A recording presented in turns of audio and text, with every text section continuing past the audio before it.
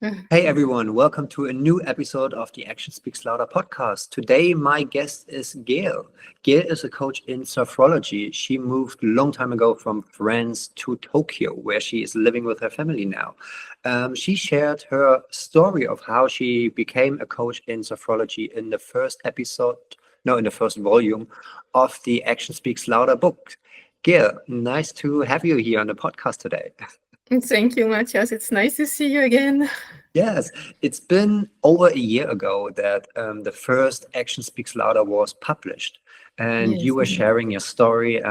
Can you still remember when I approached you and asked you if you want to share your story and share it with the world, basically, put it in a book, how you felt back then? Yes. So, first I need to tell you because I never actually discussed this with you, but I remember getting your email from somebody I didn't know, I'd never heard from, and you hadn't even started your books yet. So you had nothing to show, really, just, your word. And I was so surprised, and I was like, okay, because you get strange emails from time to time, and you're never sure if it's like a real or not.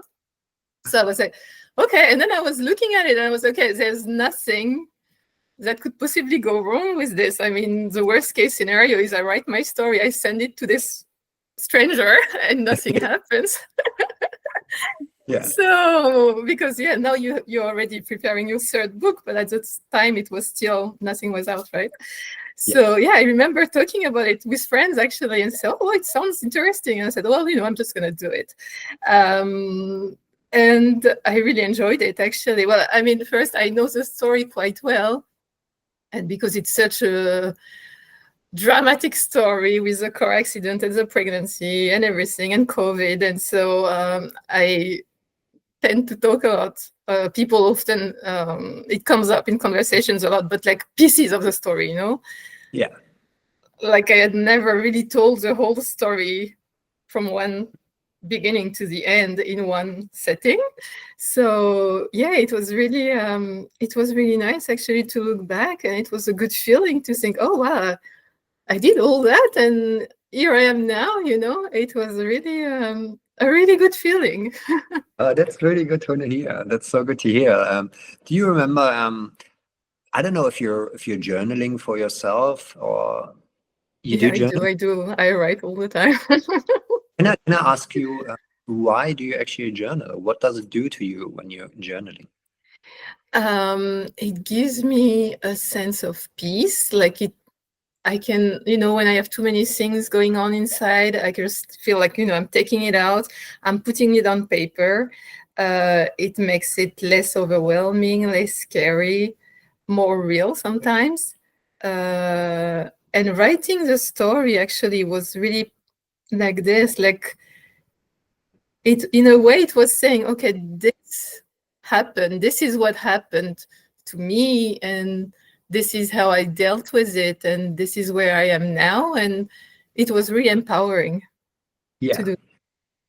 that is so good to hear. That is Mm. like, yeah, because I feel like when I ask people, hey, you want to share your story and you need to write, I mean, I'm not there to write it for you. You have to write it because Yeah, it's yeah. your authentic voice. A lot of people seem to be overwhelmed with, oh my God, I need to Right, write something. But how was right. it for you actually to actually sit down and write, reflect on your journey and write it actually down, the writing process? Do you remember? Right. Yes, yes, yes. So again, because I write a lot, I wasn't scared of the writing part, but Y- I started, sorry. Yeah, So I started, first I wrote everything, like I made a kind of chronology, like how things happened, and like, and I started recalling events that I had kind of forgotten, details in the story. And once I had this kind of chronology, I started to put together as a text. But yeah, I really enjoyed it. And actually, this is why I thought to myself, if nothing comes of it, it was still a good experience for me, actually. yeah, yeah, yeah. So, So I think it's something people need to do more often, actually, right? Especially oh, when for sure, you for start your sure. business, like you're in your Yeah, business, like in for a year, and then reflect like what have I actually achieved instead of just Exactly. going forward and forward and forward. So Yes. I'm always telling my clients to write stuff, and because you don't realize yourself where you are, and sometimes if you look back, you think, oh, 5 years ago, I wished I was where I would be, where I am now, but you don't get to enjoy it if you don't really reflect on it. And it's such yeah. a shame. But so whether like when you were writing, like as you said, like suddenly you could remember like some details, and so was it like like some surprises or even challenges while writing it? Well, it made me realize actually it was kind of a big deal first, like everything that happened, like because you tell the story over and over and people heard from it and your family, and you just tell it kind of autopilot. And then I was like, well, actually, yeah, it was kind of a big deal, and yeah, I did something pretty good out of it, and yeah, it was a realization. I guess it became more real, uh, and also something to be proud of, not just the story that I tell to people when they ask me. Yeah, you can actually show it. Like I'm the co-author of this book, and you're part of something. Yes, Basically. Did exactly. after the book came out, like published, did people reach out to you? Yes, I had a couple of people reaching out to me. First, I reached out to all the co-authors Yes. because I wanted to, just to be in touch. So I'm actually like either LinkedIn or Facebook friend with them. Yes. Most of them. There's a German-speaking one. Not, I think one of them didn't reply, but maybe we have a language barrier. And actually, some of the second one contacted me. Yes. Also, yes, because I guess they read the book before maybe writing their thoughts. Yes, Mm-hmm. and I've recommended the books to some people who really liked it. So yes. Yes, that's really good because it got to #1 on Amazon. Actually, it's like Yes. one morning I woke up and it's like, oh, let's check the book. How's What's doing? the sales going? And then all of a sudden it was like #1. It's like, oh my God, it's like the most gifted books in Germany. Yes, it's amazing. It's really amazing. Yeah, in Netherlands it was #3. So it's like, Yes. how does this happen? So the feedback of the book was really good. Even now, people that are now in the new book, they actually have read the chapters. Right. Yes, and they're like, oh my God, I read it, and I feel like it can have such a great impact to people. Yes. Like I hope more people will Yes, get I it. enjoyed reading everybody's chapter as well. Like, of course, I read the whole thing, and I Yeah. really enjoyed it. Like, it was so, and I like that it's so different, completely different stories, completely different backgrounds. It's really, really interesting. Good. Your story is about, it starts with the accident, right? When you were pregnant. Yes. Through the process of the healing process, you discovered sophrology. Yes. A lot of people have never heard of sophrology. Right. I'm Yes. not sure if we talked about this in the last episode that we put on the podcast with you, but maybe we can repeat so people will actually know what is sophrology. What is it that you're actually doing? Right. So I help people. Sophrology is working on the connection between your body and your mind. So basically, when you have emotions, you don't only feel them in your head, you actually feel them in your body. And for instance, people can have chronic stress, chronic pain that is unexplained. Like I work also with an osteopath. And sometimes he sends me people, he tells me like, I've done everything I can do, but there's some stress that I can't, he can put the bones back, he can put the muscles back, but then if there is chronic stress, then it's just the pain comes back and there is nothing you can do. So for instance, this is a big example of how your emotion impact your body. So I work with this. Also, even without going into pain, like for instance, for stress, your posture, how your posture will influence your emotion. So if I prepare, for instance, school kids for exams, when we prepare, we will do mental preparation, we will do visualization of how, coming into the exam room and sitting down and, preparing before, and then we will do posture. Because if you hold yourself like this, and if you hold yourself like this, you don't feel the same. Yes. Oh, that's really good. So it's like a holistic, basically approach to heal. Yes, yes, yes, yes, yes. And I remember you said it's something more common in France than in other countries. Yes, it's actually in Switzerland. I think it's Switzerland, Spain, and France have it a lot. So, but yeah, in people, English speakers, they don't usually know about it. Yeah. Yeah, so it's more common in Europe, Central Europe, I guess. But it seems like it's going well in, because you live in Tokyo. Yes, But it seems like it's going well, or is it more online? it's going well. I work, actually, I don't have anybody online these days, so it might come. I work mostly with the expat community. In French and in English. I have some Japanese also who come, who are more international minded or who prefer to speak not in Japanese about their problems. Yeah, but it's going well. It was the third year in last March, so I started the fourth year, and I'm starting to get more and more well known around, and people just contact me saying, "Oh, my friend came to see you, and they were very happy. So I would like to try." So yeah. Yeah, that's really good. I'm so glad to hear. And I realized once the book was out, because I remember when we were talking, you said, I'm a bit more of an introvert, because I remember you just started your Instagram. You Yes. dare to get out, step out into the world. It all happened once the book was published. So I don't know if the being part of the book, sharing your story, sparked something in you that you feel like, okay, now is the time to get out, or it was something that you always thought of, no, I need to get more out, more in public. Well, I knew I had to do it, but definitely being part of the book, it was like, yeah, part of the things that kind of pulled me out. Definitely, because of course, when the book came out, I wanted everybody to know about it and I wanted to share it.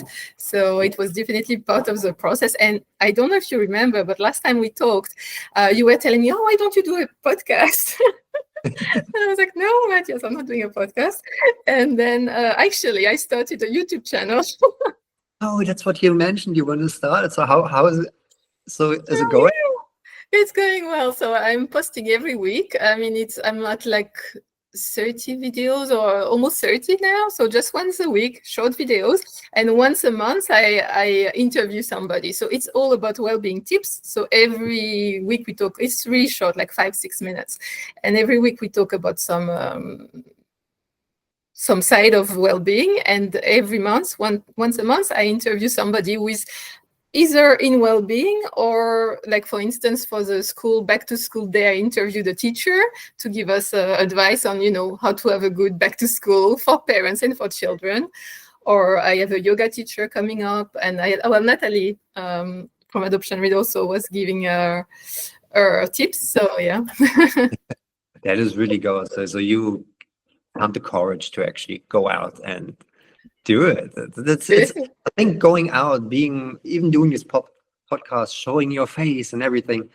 If you have never done it, it's a challenge. It's scary, and you see everybody doing it, and you feel like, oh, they all know what to do, how to do it, and I'm like, I have no idea. And but I mean, once you start, you learn. So good. I have two more questions to ask, actually. Because you were writing this book, can you remember how long it took for you to write your chapter? Not that long, I think. I don't know. Maybe you waited for my chapter and you're like, what? Yeah. I don't think I would say 3 weeks, maybe. Because I remember first, I did this first draft really quickly, and then I had to reread it and go over it, and then I wanted to give myself some time to read it one more time after a few days. So I would say about 3 weeks total. 3 weeks. That's good. That's good. With breaks in between to go back, reflect on it. Yes. Good. Because I wanna kind of break this stereotype where people are like, if I get people, hey, you want to be part of the book, and there's like, oh my god, they're like overwhelmed. This writing a chapter will Yes, take, yes. it doesn't has to be, right? Because Oh. And people, you need to tell them you're gonna tell your story. It's a story you know best. You know, it's a story you know best. It's not gonna be, unless it's a really painful story. It's not gonna take. I mean, you know the story already, so it's not. yeah. It's a good way to reflect on it. So Mhm. Good. So last one, what's actually next for you? I mean, now you're out, you have your YouTube channel, you work with all the experts in Tokyo. What's your next plan? Is there any? yes, so there is this French women association in Tokyo, which is called FASH. It's helping expat women or foreign women, French-speaking women, to work in Japan, who want to work in Japan. So there is mentoring and there is entrepreneurship. This is how I started my business, with an entrepreneurship club. So I'm now part of this, as they just opened last January, a well-being branch. So I am in charge of this. And I also joined a similar association for English-speaking women, which is called FEW. So I'm also organizing workshops for FEW. And we will see where it goes from here. I hope to do more, maybe some motivational speaking, or maybe more workshops for well-being in the future. That is so good.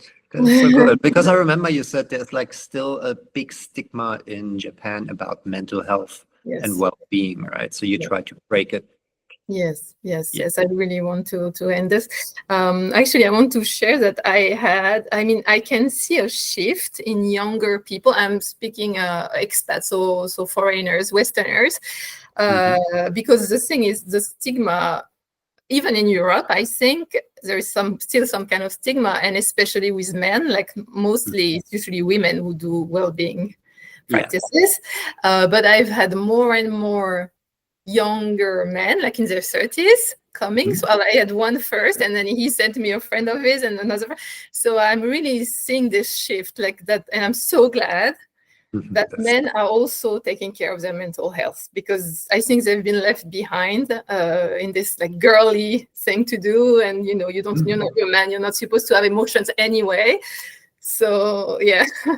That's fantastic. That is so good. It needs a shift, this whole world. It needs a shift, for sure. Cool. Well, thank you so much for being part of the episode of the Action Speaks Louder podcast. And I wish you all the best. And I'm looking forward to see more of your YouTube channel. And yeah. Thank you so much. And thank you for the opportunity to do the book with you, because when we started, as I'm telling you, I didn't know you, and I thought, okay, I'm just gonna do it and see where it leads. And see, here you are now, preparing your third book. So yeah, it's amazing. Oh, thank you. I appreciate it.